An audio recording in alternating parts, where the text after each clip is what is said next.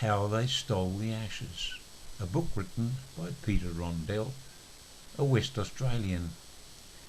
This is a humorous look at an adventure by three West Australians and their attempt to steal the Ashes.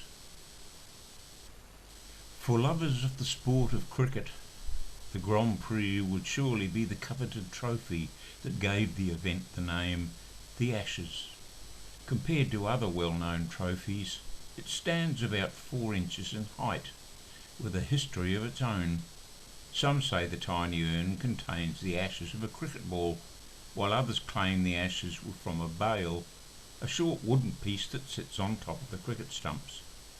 The truth is probably immaterial now, but rivalry is fierce between Australia and England, giving even those with no real interest in the game a reason to watch with interest.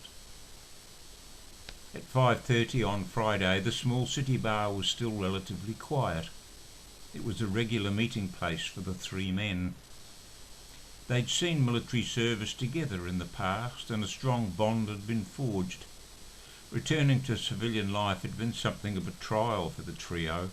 Their differences in character and appearance made the alliance all the more unlikely. Ray's voice carried through the room as he called across to the barman. "What about those bloody Poms then? Thieving pack of bastards." He swallowed another large gulp of his beer. England's continued refusal to relinquish the original urn, claiming it would not survive transportation, had angered Australian cricket fans for some time. Ray Barnes was argumentative and short-tempered, something that often saw him in conflict with total strangers. It was perhaps a case of short man's temperament, while the Gulf War experiences had made him all the more aggressive. The barman clearly wasn't interested. "Yeah, I suppose so," he said, then went to the other end of the bar to serve another customer. Ray's only real interest was cricket, and in that he was something of an expert. He could quote every test match score and the stats on every player you could name. He was a keen cricketer as a youth until a badly timed catch broke 3 fingers. After that he lost his nerve and simply couldn't face a fast ball. Among his heroes was the legendary Donald Bradman and the modern fast bowler Shane Warne. The one-day matches had changed the game, and he never failed to watch those matches.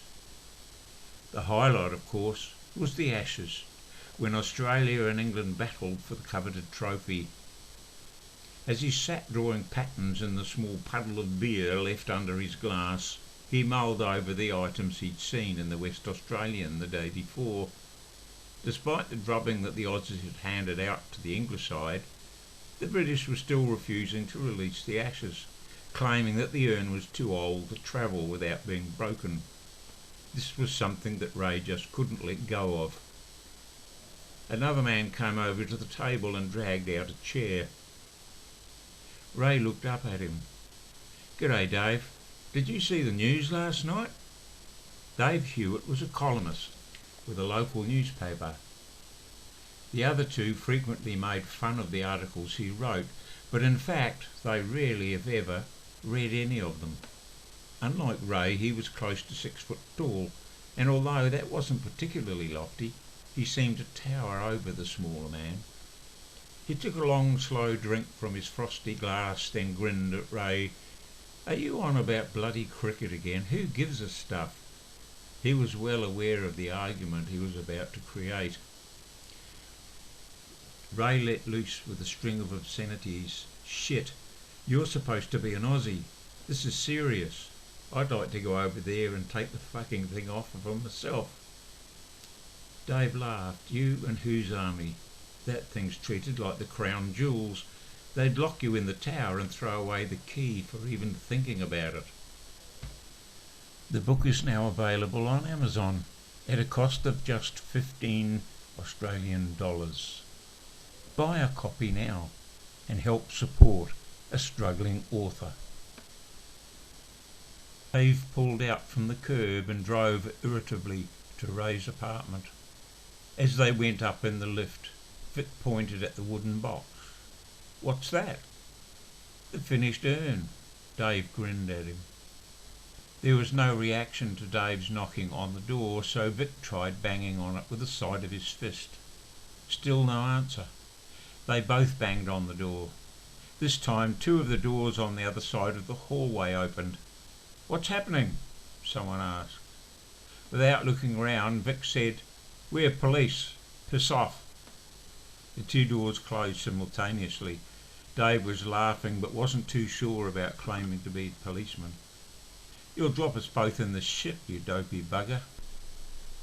Then Ray's door opened. "Where the hell were you?" Dave asked. "I was busy." Ray looked a bit embarrassed. They heard the shower start up and Vic laughed. He looked at Ray. "Christ, don't you 2 ever do anything else?" They all walked into the living room. Dave tapped his shirt pocket. "We need your credit card and the name of the travel agent." Ray looked startled. "I forgot all about that." He walked over to the bedroom door, then turned to face them. "I'll just get dressed, then I'll come with you." The bedroom door closed.